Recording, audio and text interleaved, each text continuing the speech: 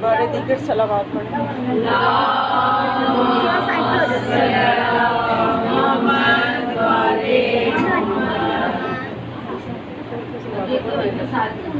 آگے آ جائیں آپ لوگ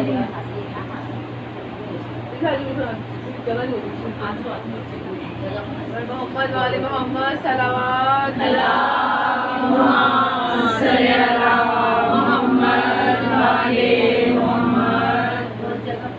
خوشنودی فاطمہ الزہرا سلام اللہ علیہا بلندر صلوات پڑھیں۔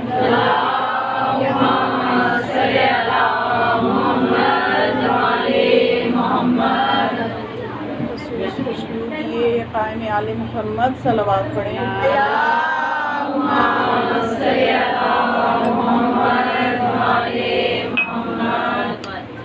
اعوذ باللہ من الشیطان اللعین الرجیم، بسم اللہ الرحمن الرحیم، الحمد للہ الذی نور قلوبنا بنور الایمان وبصر عیوننا بضوء العرفان، ثم الصلاة والسلام علی رسول الرحمن۔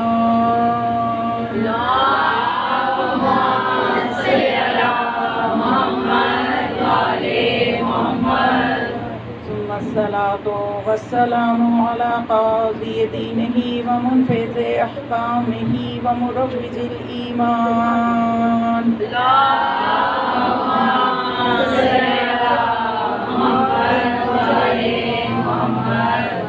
ثم الصلاة والسلام على باقي الأئمة الذين هم أمناء الرحمن، بالخصوص على سيدنا ومولانا صاحب العصر والزمان،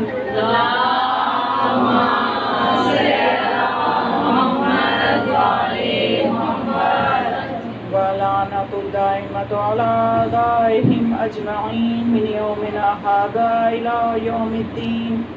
قال رسول الله صلى الله عليه وآله وسلم، بسم الله الرحمن الرحيم، ومن من الله عليه بولاية أهل بيتي قد جمع الله له الخير كله صلوات۔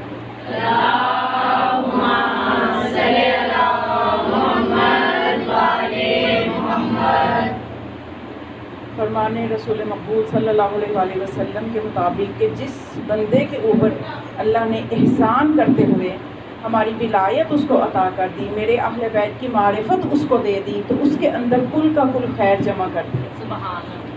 اور برکات عزاداری کے حوالے سے آج چوتھی گفتگو ہے جو آپ کی سماعتوں کے حوالے کر رہی ہوں کہ عزاداری کی برکتیں کیا ہیں، کتنی برکت دنیا اور آخرت کی ہمیں ملتی ہے اس صف عزا کو بچھانے کی اور اس میں آنے کی۔ اس صف عزا کو برپا کرنے والوں کے لیے کیا عظمت ہے اور آنے والوں کے لیے کیا مقام و عظمت ہے۔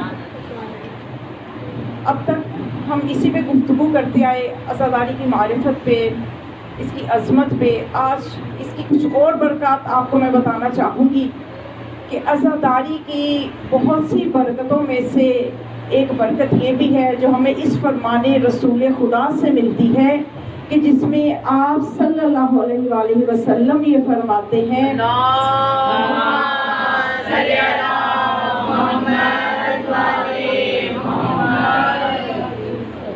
کہ اے لوگوں، بہشت کے باغات کی طرف جلدی کرو، جہاں تمہیں جنت کا باغ نظر آئے وہاں شامل ہو جاؤ، وہاں داخل ہو جاؤ۔ تو لوگوں نے پوچھا کہ یا رسول اللہ، دنیا میں جنت کا باغ یہ کیسے ممکن ہے؟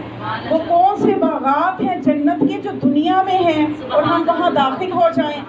تو آپ صلی اللہ علیہ وآلہ وسلم نے یہ فرمایا کہ جہاں ہمارا ذکر ہو رہا ہوتا ہے وہ جگہ جنت کے باغات میں سے باغ ہے۔ نعرہ حیدری، محمد والے محمد صلوات۔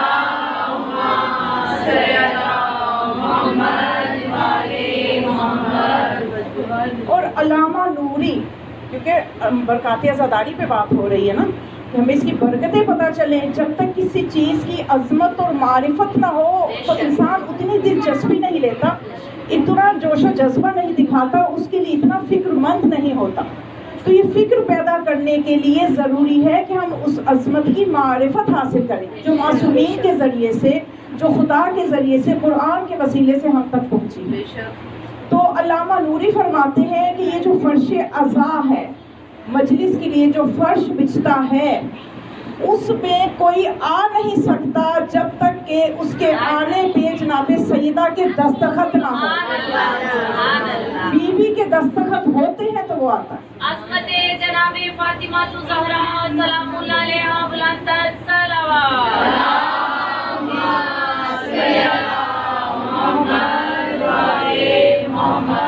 امام جعفر صادق علیہ السلام یہ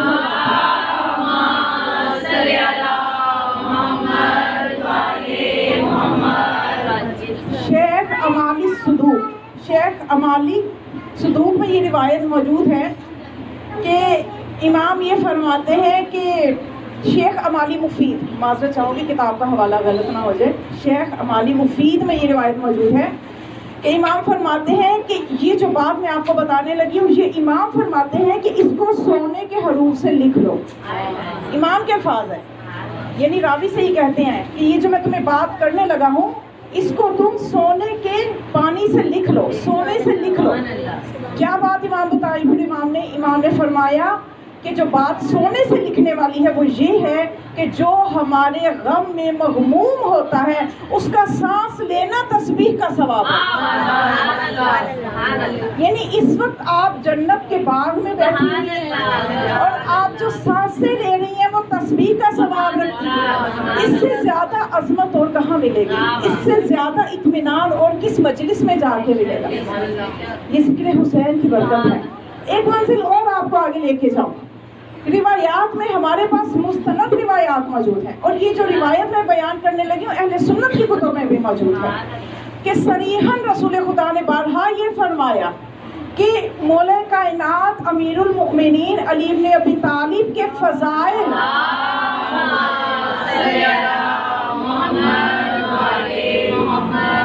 ان کے فضائل جو لکھے گا اس کے ہاتھوں کے گناہ ختم ہوں گے, جو دیکھے گا اس کتابت کو اس کی آنکھوں کے گناہ ختم ہوں گے, جو ان کے فضائل کو بیان کرے گا اس کی زبان کے گناہ ختم ہوں گے, جو ان کے فضائل کو سنے گا اس کے کانوں کے گناہ ختم ہوں گے. تو بس پھر اس سے زیادہ کیا چاہیے؟ میری زبان کے گناہ ختم ہو رہے ہیں, آپ کے کانوں کے گناہ ختم ہو رہے ہیں.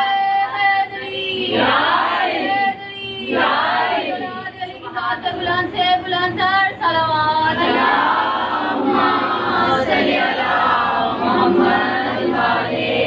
تو مومنات یہ سب چیزیں ملتی ہیں, اس میں کوئی شک کی گنجائش نہیں ہے. اور مومن ہوتا ہی وہ ہے جو معصوم فرماتے ہماری روایات میں شک نہیں کرتا. تو اس میں ہمیں بس جو کرنا ہے یہ سب کچھ ہمیں ملے گا, ہمیں اطاعت کرنی ہے, ان معصومین کی اطاعت. اور اطاعت کس طرح کی کہ لمحہ بلمحہ اطاعت, ہر لمحہ اطاعت اور قدم بہ قدم اطاعت. اور جب ہم ہر قدم پہ ان کی اطاعت کرتے ہیں, اب ٹھیک ہے آپ کے ذہنوں میں یہ آتا ہوگا کہ اتنی اطاعت کون کر سکتا ہے, ایک غیر معصوم کی قدم بہ قدم اطاعت آپ سب نے سوچا ہوگا کہ مشکل ہے. تو لیکن یہ اتنی کریم ہستیاں ہیں کہ آپ کی کوشش کو ہی یہ قبول کر لیں. کوشش تو کریں, اپنی حد الامکان کوشش کریں, کمی رہ جائے گی. وہ بہت کریم ہستیاں ہیں. کئی گناہگار ان کے در پہ آتے ہیں, کئی ایسے ہیں جو آتے ہیں تو صرف ہور ہوتے ہیں, اور جب آ جاتے ہیں تو ہور علیہ السلام ہو جاتے ہیں. ہماری طرف سے ہمیں صرف کوشش کرنی ہے. قرآن میں خدا بھی یہی فرماتے ہیں کہ خدا نے ہم سے صرف کوشش مانگی ہے, نتیجہ اس کے ذمہ ہے, اور وہ کوشش ہونی چاہیے نیت والی. لیکن ہم نے دیکھا کہ جو کوئی ایسا غیر معصوم بھی ہے, اس نے جب اتنی جو ہے کوشش کی, اتنی بلند درجے کی کوشش کی, اتنی زیادہ کوشش کی کہ جب وہ ان معصوم ہستیوں کے قدم پر قدم رہا ان کی اطاعت میں, تو اس کو بھی وہی مقام ملا, اس نے بھی وہی کرامات, اس نے بھی وہی مناظر دیکھے جو ان ہستیوں نے دیکھے, وہی مقام عظمت اس نے بھی دیکھا جو ان ہستیوں نے دکھایا. جنگ تبوک واقعہ پیش کرنا چاہوں گی. اس میں کیا ہوا؟ جنگ تبوک آپ کے اذہان عالیہ میں شاید اس کا کوئی خاکہ ہوگا، لیکن میں مختصراً صرف اپنے مقصد اطاعت کے حوالے سے جو بات کر رہی ہوں اس پہ روشنی ڈالنی ہے کہ جنگ تبوک میں جب رسول خدا گئے لشکر لے کے، کیونکہ روم کا لشکر جو تھا وہ مدینہ کے جو بارڈر کے علاقے تھے وہاں پہ جو عیسائی بستیاں تھیں، یہودی بستیاں تھیں، ان کے ساتھ مل کے مسلمانوں پہ حملہ کرنے کا ارادہ رکھتا تھا، اور وہ بہت بڑا لشکر وہاں آ گیا تھا۔ جب مسلمانوں کو خبر ہوئی تو اب رسول مدینے سے چلے، مدینے سے ہی جو بارڈر کے علاقے بہت دور ہیں، اب رسول چلے لشکر لے کے، اکٹھے کیے، مختلف جگہ سے لشکر بن گیا۔ جب اسلامی لشکر تیار ہوا تو آپ نے اپنی نیابت میں مدینے میں مولا کائنات کو چھوڑ دیا کہ علی ہمیشہ ہر جگہ آپ جاتے ہیں، اس دفعہ آپ نہیں جائیں گے، میں جاؤں گا۔ اور ہم دونوں میں سے، یعنی ہم دونوں کے علاوہ کوئی تیسرا ایسا نہیں ہے، ہم دونوں میں سے کسی ایک کو مدینے میں رہنا ہے، کیونکہ مدینہ مرکز ہے، اس کو اکیلا نہیں چھوڑا جا سکتا۔ اور اس وقت جو مدینے کے حالات ہیں، یہاں پہ تم میں سے یا مجھ میں سے کسی ایک کو ہونا ہے۔ اب علی مدینے میں ہے، رسول لشکر لے کے چلے گئے۔ اب جو منافق مدینے میں موجود تھے، کچھ منافق تو لشکر میں بھی چلے گئے تاکہ ہم وہاں جا کے بھی کمزوریاں پیدا کریں لشکر میں، کسی طرح سے لشکر اسلام کو ہم نے کامیاب نہیں ہونے دینا۔ کچھ ساتھ چلے گئے، کچھ پیچھے رہ گئے۔ جو پیچھے رہ گئے انہوں نے مولا کائنات کو یہ باتیں کرنا شروع کر دی کہ رسول تو آپ سے محبت ہی نہیں کرتے، یا یہ کہنا شروع کر دیا کہ رسول اور علی کے درمیان نعوذ باللہ کوئی بات ہو گئی ہے، کوئی تناؤ پیدا ہو گیا ہے، کوئی لڑائی ہو گئی ہے کہ لے کے نہیں گئے علی کو ساتھ۔ مولا کائنات دل برداشتہ ہو گئی ان کی باتوں سے۔ آپ نے سفر کی تیاری شروع کی، اور آپ کچھ دیر بعد ظاہر کچھ دنوں کے بعد جب نکلے، لیکن آپ نے تیز رفتاری سے سفر کیا تو آپ جا کے لشکر میں مل گئے۔ تو رسول خدا کی خدمت میں حاضر ہوئے اور گزارش کی کہ یا رسول اللہ، پیچھے میں آپ مجھے چھوڑ کے آئے ہیں اور لوگ اس طرح کی باتیں کر رہے ہیں، باوجود آپ کا کلمہ پڑھنے کے میرے پہ شک کریں ہیں، آپ پہ شک کریں، اس قسم کے حالات وہاں پہ بن گئے ہیں۔ تو آپ نے فرمایا کہ علی آپ کو واپس ہی جانا ہے، اس غزوہ، یہ غزوہ میں اس دلی میں خود ہی جاؤں گا، آپ مدینے واپس جائیے، میں نے آپ کو وہاں اس لیے بھیجا ہے کہ آپ کا مقام و منزلت یہ ہے، سب کے درمیان میں آپ نے بتا دیا، اور سب نے اس حدیث کو لکھا ہے اپنی کتابوں میں۔ تو آپ نے فرمایا کہ علی آپ نے مدینے میں ہی جانا ہے، اس لیے کہ الا ترضى ان تكون منی بمنزلت ہارون من موسیٰ الا لا نبی بعدی۔ اے علی، کیا آپ اس بات کو پسند نہیں کرتے کہ آپ کی منزلت میرے نزدیک وہی ہے جو ہارون کی موسیٰ کے نزدیک تھی؟ تو آپ اپنی منزلت کو لوگوں کو بتائیے۔ تو علی واپس تشریف لے گئے، پھر یہ رسول خدا گئے۔ اب واپس جب مدینے آئے تو جناب سلمان بھی رسول خدا کی مصلحت اور مرضی کے تحت مدینے میں رکھا گیا ان کو بھی۔ اب جناب سلمان بیان کرتے ہیں کہ ایک دن علی جو ہے کھجور کا جو درخت تھا اس پہ کچھ شاخوں کو کاٹ رہے تھے، تو اتنے میں آپ نے کہنا شروع کیا لبیک یا رسول اللہ، لبیک یا رسول اللہ، اور نیچے اتر آئے اور آنکھوں سے آنسو جاری تھے۔ تو میں نے پوچھا کہ یا ابوالحسن، کیا معاملہ ہوا ہے، آپ رو کیوں رہے ہیں، گریہ کیوں فرما رہے ہیں؟ تو فرمایا کہ لشکر کو شکست ہو رہی ہے اور مجھے رسول خدا نے بلایا ہے، کیونکہ رسول خدا جب لشکر کی یہ جو منافق ساتھ بھی تو گئے تھے، جب اس حالت کو دیکھا تو رسول خدا نے آسمان کی طرف ہاتھ بلند کیے تو جبرائیل نے حکم خدا یہ پہنچایا کہ اے اللہ کے رسول علی کو بلائیے۔ تو اس وقت آپ نے فرمایا یا ابوالغیث ادرکنی یا علی، ادرکنی یا علی، یا علی میری مدد کو آئیے، یا علی میری مدد کو آئیے۔ تو اب یہاں سے مولا کائنات نے جب رسول کی اس آواز کو سنا اور لبیک کہا اور سلمان سے کہا کہ میرے قدموں پہ قدم رکھنا، یہ ہے اطاعت کی منزل۔ اور 70 قدم سلمان کہتا ہے کہ مولا نے اٹھائے، 70 ہی میں نے اٹھا کے ان کے قدموں پہ قدم رکھے۔ تو ہم غزوہ تبوک میں تھے، ہم وہاں جا کے لشکر میں مل گئے۔ تو پھر مولا نے وہاں پہ جا کے جب اپنی تلوار کے جوہر دکھائے تو اس وقت جو تھا وہ شکست جو ہو رہی تھی وہ فتح پہ بدلی۔ تو اس طرح سے یعنی میں بتانا یہ چاہ رہی ہوں کہ جب معصوم کے غیر معصوم بھی اپنے آپ میں کوشش اتنی زیادہ کر لیتا ہے، معصوم کے قدم با قدم اطاعت کرتا ہے، تو جتنی ہی جلدی علی پہنچے اتنی ہی جلدی سلمان پہنچے۔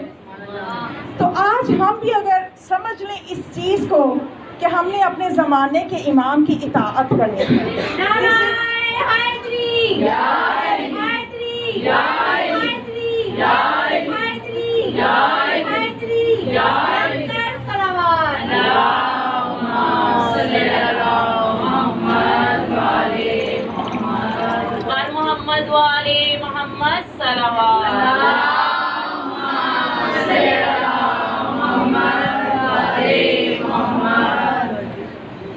آپ کی سماعتوں کے لیے ایک چیز اور میں ہدیہ کرنا چاہتی ہوں کہ جس سے ہمیں یہ واضح ہوگا کہ ہم اس وقت کہاں کھڑے ہیں اور ہم نے کیا کرنا ہے، ہم کس طرف جا رہے ہیں۔ تھوڑا سا یہ جائزہ لیں گے تو ہم آگے بڑھیں گے نا، ورنہ تو سفر رکا ہوا ہے۔ وہ جو سفر ہم نے ظہور کے لیے طے کرنا ہے، امام علیہ السلام وہ رکا ہوا ہے، اس کو روکنا نہیں ہے، اس میں آگے بڑھنا ہے۔ آگے بڑھنے کے لیے ہمیں اپنا جائزہ لینا ضروری ہے، محاسبہ کرنا ضروری ہے۔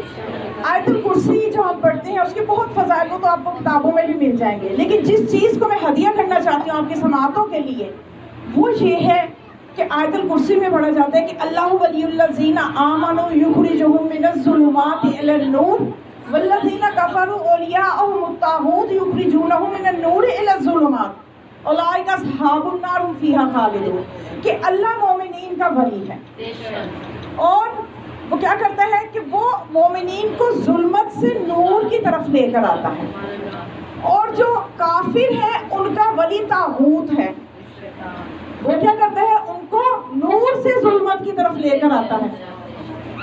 اور یہی پھر وہ ہے کہ جو جہنمی ہے اس میں ہمیشہ رہیں گے کہ جو نور سے ظلمت کی طرف آ گئے۔ تو یہی آیت ایک مرتبہ ہمارے چھٹے امام جعفر صادق علیہ السلام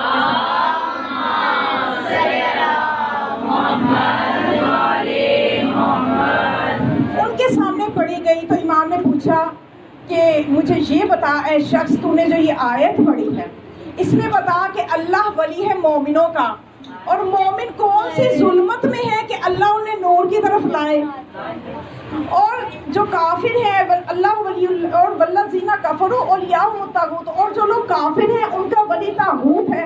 کافر کون سے نور میں ہے کہ طاغوت انہیں نور سے ظلمت میں لے آتا ہے۔ وہ پریشان ہو گیا، گہرا سوال تھا، کہنے لگا یبنا رسول اللہ، علم کے خزانے آپ کے خاندان سے پھوٹتے ہیں، علم لدنی کے مالک آپ ہیں، وارث علم رسول آپ ہیں، آپ ہی اس کا جواب دیجئے، آپ اس کا جواب دے سکتے ہیں۔ تو پھر امام نے فرمایا کہ سنو، جب ایک بندہ مومن کلمہ پڑھتا ہے، اللہ اس کو توفیق دیتا ہے اور وہ کلمہ پڑھ لیتا ہے لا الہ الا اللہ محمد رسول اللہ، تو وہ ایمان کی وادی میں داخل ہو جاتا ہے، لیکن ابھی بھی وہ تاریکی میں ہے۔ ایمان کی وادی میں داخل ہو گیا ہے لیکن ابھی تک تاریکی میں ہے۔ جب تک وہ علی ولی اللہ نہیں کہتا اس وقت تک وہ نور کی طرف نہیں آتا۔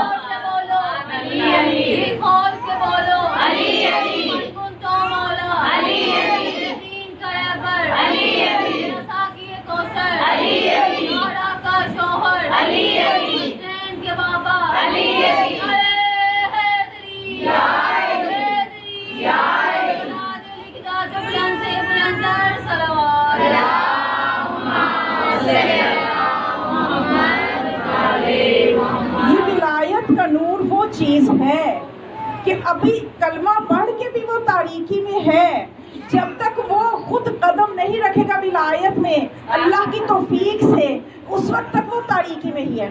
اب اس کی دلیل آپ کو قرآن میں سورہ حجرات میں ملے گی کہ جب اعرابی جو تھے عرب کے بدو وہ رسول کے پاس آئے، آ کے کہتے یا رسول اللہ قالو آمنا، انہوں نے کہا کہ ہم ایمان لے آئے، فوراً آئے اتری اے رسول ان سے کہہ دو قولو، ان سے کہو یہ نہ کہے آمنا ہم ایمان لے آئے، قولو اسلمنا، ان سے کہو ہم اسلام لے آئے۔ اسلام اور چیز ہے، ایمان اور چیز ہے، ان سے کہو یہ اسلام لے آئے۔ لما یدخل الایمان فی قلوبکم، ان سے کہو ایمان تو ابھی تمہارے سینوں میں داخل ہی نہیں ہوا۔ یہ اور اس کے بعد پھر امام نے دوسرے حصے کی تشریح کی کہ دیکھو وہ کون سا نور ہے کہ جس میں لوگ ہوتے ہیں اور طاغوت انہیں نور سے ظلمت کی طرف لے آتا ہے۔ تو امام نے فرمایا کہ جو علی ولی اللہ کہہ لیتا ہے، جو ولایت پہ ایمان لے آتا ہے اور اس کے بعد اس ولایت سے نکل جائے تو وہ ظلمت کی طرف آئے۔ اب یہاں بھی میں امام ہی کے صدقے سے مزید آپ کے اذہان کے لیے آسان کر کے بات کروں کہ کب انسان ولایت سے نکلتا ہے، کب نکلتا ہے انسان ولایت سے۔ ایسی مثالیں ویسے آپ کو نظر تو نہیں آتی نا، آپ تو یہی فخر سے کہتے ہیں کہ فلاں شیعہ ہو گیا، فلاں شیعہ ہو گیا۔ ہم نے کبھی ادھر کا ادھر جاتے نہیں دیکھا، ادھر کے ادھر آتے بہت دیکھے۔ تو میں وضاحت کرنا چاہوں گی کون ہے جو ولایت سے نکل رہا ہے، تو ذرا حوصلے سے سنیے گا۔ یہ مسئلہ ہے عملی. ایک تو اعتقادی اعتبار سے انسان جو ہے وہ ظلمت سے نور سے ظلمت کی طرف آتا ہے. اعتقادی اعتبار سے، عقیدے کے اعتبار سے کہ اس نے عقیدہ ولایت سے منحرف ہو جائے تو وہ کیا ہوا؟ نور سے ظلمت کی طرف آ گیا. عقیدہ یعنی عقیدے کے طور پہ، اعتقادی طور پہ وہ ولایت کو چھوڑ دے تو اور پھر وہ کیا ہوگا کہ نور سے ظلمت کی طرف آ جائے گا. اور دوسرا اس کا پہلو عملی ہے کہ اگر کوئی ولایت پہ تو رہے لیکن عملاً ولایت کو قبول نہ کرے، وہ ولایت اس کے عمل سے نظر نہ آ رہی ہو، تب بھی وہ نور سے ظلمت کی طرف ہی ہے. میں اس کی مثال آپ کو دوں کہ آج علی کا نعرہ لگانے والے فقہاء کو گالیاں دیں، وہ کس روشنی میں ہے؟ آج علی کی محبت کا دم بھرنے والے نماز کی طرف نہ آئے، کیا وہ نور میں ہے؟ یہ کتنی مثالیں ہماری زندگی میں ہیں. تو صرف اسی میں خوش نہ ہو جائے کہ ہم تو علی ولی اللہ کہتے ہیں تو ہم شاید نور کی وادی میں ہی ہیں. جب تک عمل علی جیسا نہیں ہوگا تب تک ہم طاغوت کی اتباع کر رہے ہیں. اب ایک حکم اللہ نے دیا، ایک حکم طاغوت نے دیا، ہم نے طاغوت کے حکم کی اتباع کی تو کیا ہم نور کی وادی میں ہیں؟ اللہ کہتا ہے نماز پڑھو، طاغوت کہتا ہے نہ پڑھو، تو نہ پڑھ کے تو ہم شیطان کی بات کے اس کے حکم کو فوقیت دے رہے ہیں اللہ کے حکم پہ. اور ہم کہیں کہ ہم عملی طور پر ولایت پہ بھی ہیں. تو اس کے یاد رکھیے دو پہلو ہیں. یہ نور سے ظلمت کی طرف آنے کے دو پہلو ہیں. اگر آپ عقیدہ علی ولی اللہ کا رکھتے ہیں تو آپ کا عمل بھی علی ولی اللہ کے عملی طور پہ بھی اظہار ہونا چاہیے. محمد والی محمد صلوات.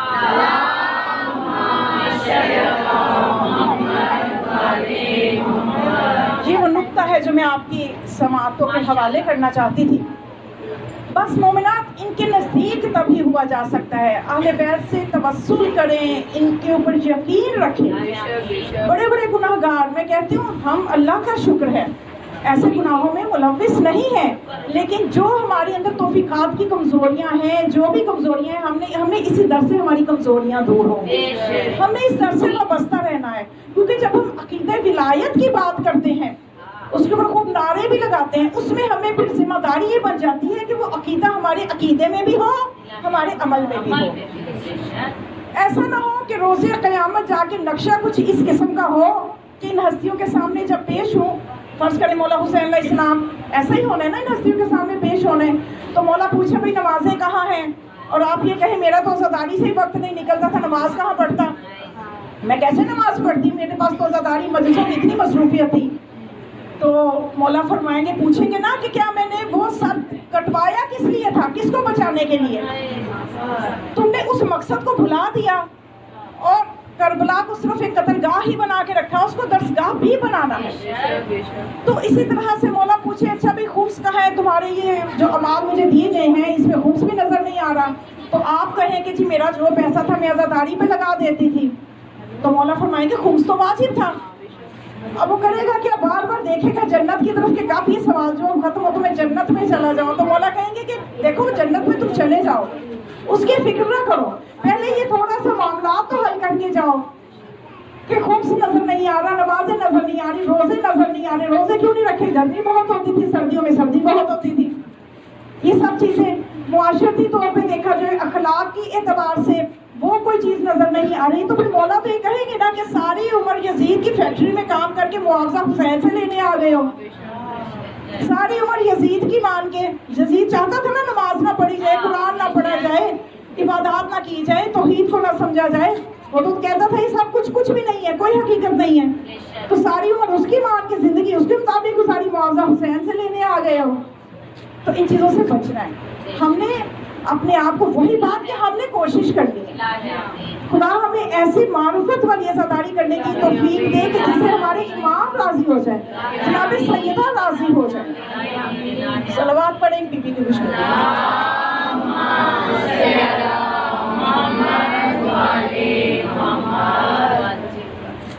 امام کی قدم بہ قدم اطاعت کرنے والے بھی ہر زمانے میں موجود رہے ہیں، آج بھی موجود ہیں، لیکن ان کی تعداد ہمیشہ کم رہی ہے. جس دن یہ قدم بہ قدم اطاعت کرنے والے 313 ہو جائیں گے نا، اس دن ظہور امام ہو جائے گا. آج بھی موجود ہیں मुमकिन है वो 100 हो या 200 हो सकता है 300 भी हो गए, ये 13 की तादाद पूरी नहीं हो रही है, या 100 की तादाद जितनी भी है, ये 313 कोई बहुत बड़ा अदद नहीं है, लेकिन जिस मयार के लोग इमाम को चाहिए। अब लोग सवाल करते हैं ना जी आपके आखिरी जो आएंगे उनमें ऐसा क्या खूबी होगी कि आप कहते हैं वो ज़मीन को अदल इंसाफ से भर देंगे, जुल्म जोर से भर गई होगी। क्या वो जो पहले 11 इमाम थे उनके पास नहीं थी वो सलाहियत? क्या रसूल के पास नहीं थी वो सलाहियत कि वो क्यों, उन्होंने क्यों ना ज़मीन को अदल इंसाफ से भर दिया? और आप यही कहते कि जब हमारा 12वां आएगा वो ज़मीन को अदल इंसाफ से भरेगा, जबकि वो जुल्म जोर से भर चुकी होगी, तो ये 12वें का कमाल क्या होगा? तो उनको हम जवाब यही देंगे कि ये सलाहियत सबके पास थी, 11 इमामों के पास भी थी, रसूल खुदा के पास भी थी, बल्कि अबू लाइमा के पास तो बदरजा औला थी, उनमें कमी नहीं थी। मसला ये था कि उनकी उम्मतें आमादा नहीं थी। सफीन में क्या हुआ? अली वलीउल्लाह का नारा लगाने वाले अली के खिलाफ हो गए। मारिफत की कमजोरियां थी, उनके पास वो लश्कर ही नहीं थे कि वो अदल इंसाफ से जमीन को भर दें। कमजोरी लोगों में थी, कमजोरी उनके चाहने वालों में थी, लेकिन आखिरी जब ज़हूर करेगा वो करेगा ही तब कि जब तक 313 उस लेवल के नहीं हो जाते। उम्मत की तैयारी जरूरी है। ये हस्तियाँ कहती हैं कुछ भी हो हमारी तरफ से पीठ ना फिरो, हमारी तरफ से मायूस ना हो, कैसी भी तुमसे गुनाह हो जाए हमसे तवस्सुल करो, हम करीम इब्ने करीम है, तुम्हारे मसले को देखेंगे, तुम्हारी परेशानियों को देखेंगे, और वो हमारे दिलों को भी जानते हैं। इमाम नकी अलैहिस्सलाम के पास एक शख्स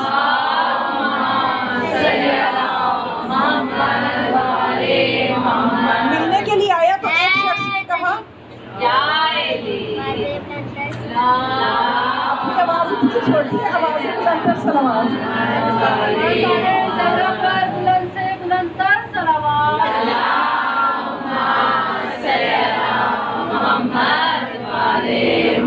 और एक शिया को पता चला कि मौला से मिलने जा रहा है, कहा कि मेरा खत भी ले जाइए। वो खत ले गया, जाके मौला की खिदमत में दिया। मौला ने खत को बड़ा पढ़ने के बाद मुस्कुराए और फरमाया कि उससे कहना कि हम उसको भूले ही कब हैं जो उसे याद करने का कहा है। वो हमारे लिए दुआ करते हैं, मौला फरमाते हैं हम आपके लिए दुआ करते हैं, आप गाफिल हैं, हम गाफिल नहीं हैं। 11वें इमाम एक गली से गुजर रहे थे, गली तंग थी, सामने से मुहिब आ रहा था। मुहिबों की भी तो कितनी किस्में हैं, आज भी देखे तरह तरह के मुहिब हैं। हर मुहिब अपना ही एक जहन लेके बैठा हुआ है, हर मुहिब अपनी ही एक मार्फत की मंजिल बना के बैठा हुआ है, लेकिन उनका हुस्न नज़र है, उनकी शफकत है, उनकी बसीरत है, सबसे प्यार करते हैं, सबको अपना ही कहते हैं, वो नहीं कहते किसी को कि ये हमारा नहीं है। तो अब वो जो आया मुहिब है, मुहिब हम भी सब मुहिब है, पता नहीं हमारी क्या क्या मौला की नज़र में हम किस मंजिल पे हैं। तो अब वो जब आ रहा था, गली तंग थी, एक तरफ से इमाम जा रहे थे, वो आ रहा था, अब उसके हाथ में थी शराब की बोतल थी। अब जब वो नज़दीक आया, उसे कुछ समझ ना आई, उसने क्या किया, दीवार की तरफ रुख कर लिया, पुश्त मौला की तरफ कर दी, बोतल को आगे छुपा लिया। अब जो मौला करीब आए, मौला ने पूछा, ऐ शख्स तूने हमारी तरफ पुश्त क्यों की? कहने लगा, मौला गली तंग थी, मैंने सोचा आप गुजर जाएं, गली तंग है, आपके लिए रास्ता छोड़ा। मौला ने फरमाया, अच्छा तो ये छुपाया क्या हुआ है? छुपा क्या रहे हो? उनसे तो क्या छुपाया, उनसे तो दिलों की नहीं छुपती, हम अपने दिलों की उनसे नहीं छुपा सकते। तो मौला ने पूछा, छुपा क्या रहे हो? कहने लगा, मौला ये दूध की बोतल है, दूध लेके आ रहा था। मौला ने फरमाया, अच्छा दूध है तो लाओ, हमें भी पिलाओ। मौला ने जो हाथ आगे किए, उसने कांपते हाथों से बोतल खोली, जो डाला हाथों में तो वो दूध बन गया। उसकी मारिफत कमजोर थी, वो ये जानता ही नहीं था ये मलके ततहीर का फर्जंद है, जिनकी तहारत की गवाही कुरान ने दी है। इन्नमा युरीदुल्लाहु लियुज़हिबा अन्कुम अर्रिज्सा अहलल बैति व युतहिरकुम ततहीरा। निजासत इनके नजदीक आ नहीं सकती, इनके नजदीक निजासत इनके नजदीक हो नहीं सकती, रिज्स इनके नजदीक हो नहीं सकता। अब जो ही वो शराब को डालना चाहा तो वो दूध बन गया।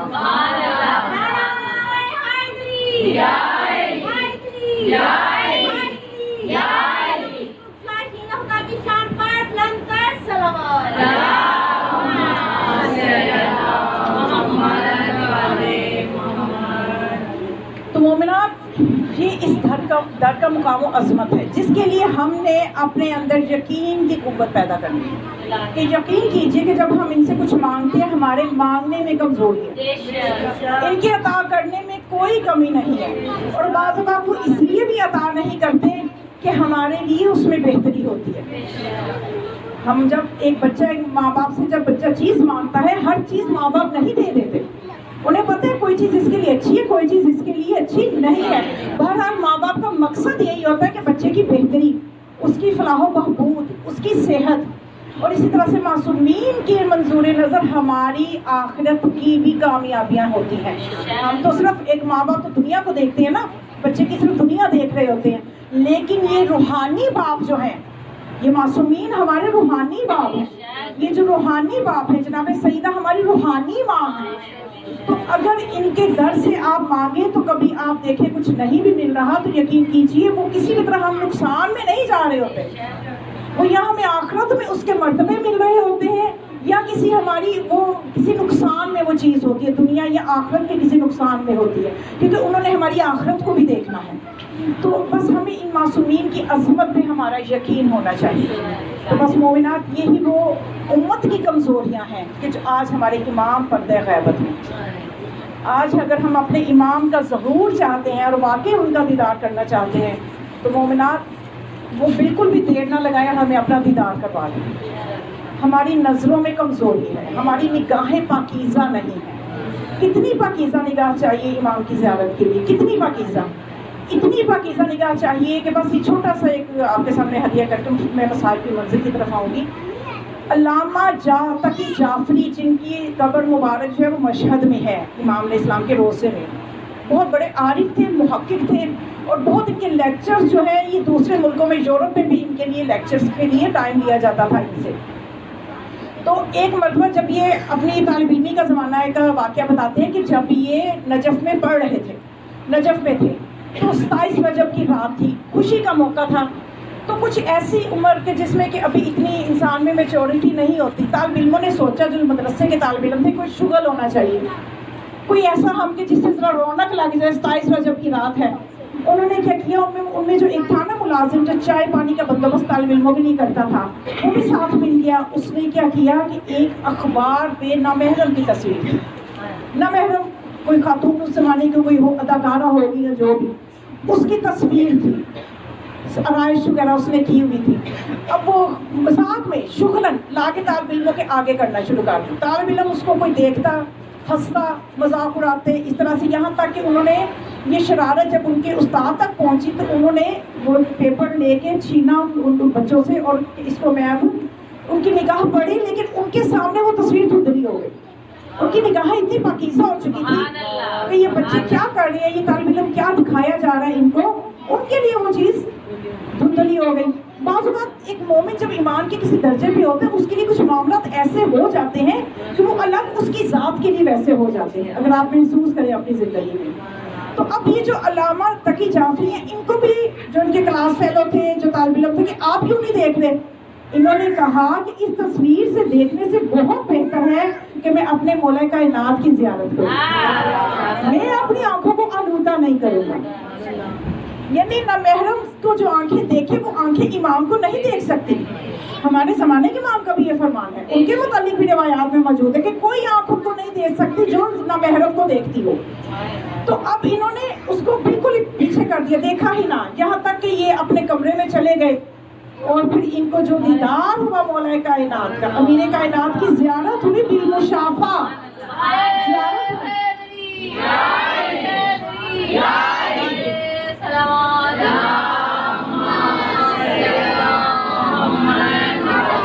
تو یہ اپنے کمرے سے بے حال حالت میں نکلے اور کہتے جا رہے تھے کہ مجھے میری منزل مل گئی، اب میری آنکھوں کو اور کیا دیکھنا ہے۔ تو ان کے استاد نے جب یہ حالت دیکھی تو وہ کہنے لگے تقی جعفری کامیاب ہو گئے اپنے مقصد میں، وہ جو دیکھنا چاہتا تھا اس نے دیکھ لیا ہے۔ تو یہ اگر آج ہم کہتے کہ امام نظر نہیں آتے تو قصور امام کا نہیں ہے، ہم نے اپنی آنکھوں کو اتنا پاکیزہ ہی نہیں بنایا۔ ہم کچھ نہیں کرتے تو کم از کم پاکستانی ڈرامے کو دیکھ لیتے ہیں کہ ان کی خیر ہے، ان کو ہم نے خیر کے درجے میں رکھا ہوا ہے، لیکن اس میں بھی نامحرم پہ نگاہ پڑتی ہے، जितनी हम मेहनत कर लेंगे, तरबियत नफ्स मैंने कल बताया, जितनी कर लेंगे उतना ही इंसान जो है बाकमाल होता चला जाता है, हत्ता कि वो बाकरामत हो जाता है। ये अब हमने खुद इन मनाजिल को तय करना है। तो बस मोमिनात, यही मैंने अर्ज करना था कि दुनिया को इनकी अजमत समझ में नहीं आई, दुनिया को इनका मुकाम व मर्तबा समझ में नहीं आया, तो जिसका नतीजा ये हुआ वो करबला में आज तक हम रोते हैं। दुनिया कहती है कि रोते क्यों, हम सोचते हैं कि हम जिंदा क्यों हैं। करबला के वाक़यात को आप कभी सोचिए, कभी तसव्वुर की निगाह से देखिए, सिर्फ कानों से ना सुने, तसव्वुर की निगाह से देखें कि उस जवान बेटे पे क्या गुजरती है कि जिसको बाप के लाशे से गुजारा जाए और वो बेटा अपने बाप को कफन भी ना दे सके, उसको कफन भी ना देने की इजाज़त हो, और वो बेटा किस तरह से बाप की लाश से गुजारा जाए, और सारी उम्र के जनाब सज्जाद के दिल में ये हसरत ना होगी कि मैं अपने बाबा को किस हाल में करबला में छोड़ के आया, किस तरह से मेरे बाबा का लाशा भी दोनों कफन खून में लथपथ। तारीख में लिखा है कि वो खून में इस तरह से सईदुल शुहदा का जिस्म लथपथ था कि वो जो लिबास से, जो एक कहना लिबास, जो पुराना लिबास आपने पहन रखा था कि उम्मत इसको नहीं उतारेगी, उसने वो लिबास बदन के साथ चिपक गया हुआ था। और वो मासूम बच्ची जो रात को तो अपने बाबा की लाश पे सोई रही, अपने बाबा के सीने पे, सुबह जब वो बच्ची को वहां से गुजारा, वो बच्ची पहचान नहीं सकी। फूफी अम्मा से पूछा, फूफी अम्मा ये कौन है जिनकी लाश के साथ ऐसा सलूक किया गया? सैयदुल शुहदा का पामाल जिस्म और जख्मों के इतने निशान के बहन बोसा देने के लिए जगह तलाश करें। और सैयद सज्जाद की अपने बाबा के जिस्म को देख के हालत ऐसी हो गई थी कि हर मक्तल की किताब में लिखा कि जो लगता था कि जैसे सैयद सज्जाद की रूह परवाज कर जाए। ऐसा क्यों ना हो, जरा सोचिए कि एक बेटा अपने बाप को गुस्लो कफन न दे सके, उस पे क्या गुजर सकती है। और जब जनाब ज़ैनब ने सईद सज्जाद की ये हालत देखी कि मेरा बेटे की रूह परवाज न कर जाए, बीबी ने तवज्जो हटाने के लिए बंदे हाथों से अपने को ऊंट से नीचे गिराया और तसल्ली दी अपने बेटे को कि मेरे बेटे तसल्ली रखो, एक वो वक्त आएगा कि ऐसी उम्मत होगी कि जो रोएगी हमारे गम में और जो हमारी अजमत को जानेगी। तो बस मोमिनात, हम आज़ादारी करते हैं 1 महीना 2 महीने, मैं कहती हूँ सईद सज्जाद की कैद के मुतालिक 2 रिवायतें हैं ना कि साल के बाद रिहाई मिली, बाज़ रिवायात में 2 साल के बाद मिली। मैं कहती हूँ चाहे 2 साल कह ले या साल कह ले, कि मैं तो ये कहूँगी कि वो हमेशा कैद में रहे, कि उनको आज़ादारी करने की इजाज़त नहीं है। ऐसे हालात हैं कि इमाम अपने बाबा की मजलिस नहीं कर सकते। आज हम क्यों ना मजालिस बमा करें, हम सईद सज्जाद की हसरत को क्यों ना पूरा करें, इसलिए कि सईद सज्जाद अपने बाबा की मजलिस नहीं कर सकते थे। फिर वो किस तरह से अपने गम का इजहार करते थे, रोते थे, गिरिया करते थे। ये गिरिया ही उनकी मजलिस थी, ये रोना था, ये आंसू तबलीग करते थे। इन आंसुओं के जरिए जब मदीने के लोग पूछते थे आखिर क्या हुआ, सैयद सज्जाद इतना क्यों रोते हैं, मौला आप इतना क्यों रोते हैं, अब आप अंदाजा कीजिए कि मौला कितना रोते होंगे कि मदीने के कई ऐसे वाक़यात सिर्फ इस मौजू पे मिलते हैं कि मौला कितना रोएंगे, मौला और कितना रोएंगे। इमाम इस्लाम की 35-34 साल जिंदगी रोने में गुजर गई। हम तो 2-2.5 महीने रो के समझते हैं कि शायद हमने हक अदा किया, लेकिन सोचिए कि इमाम 35 साल तक रोते रहे और खून रोते रहे। कभी बाजार जाते थे तो उनकी हालत ऐसी थी इमाम की कि कसाब गोश्त में कपड़ा डाल देते थे, इसलिए कि इमाम को याद आ जाता था कि मेरे भाइयों को कैसे ज़िबा किया, मेरे बाबा को कैसे ज़िबा किया, किस तरह ज़िबा किया।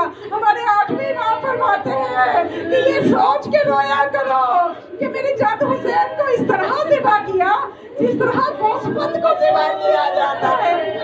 क्यों मौला ये तशबीह दे रहे हैं, मौला ये तशबीह इसलिए दे रहे हैं कि अगर कोई गोश्त को ज़िबा कर रहा हो, कोई नहीं पूछता कि क्यों ज़िबा कर रहे हो।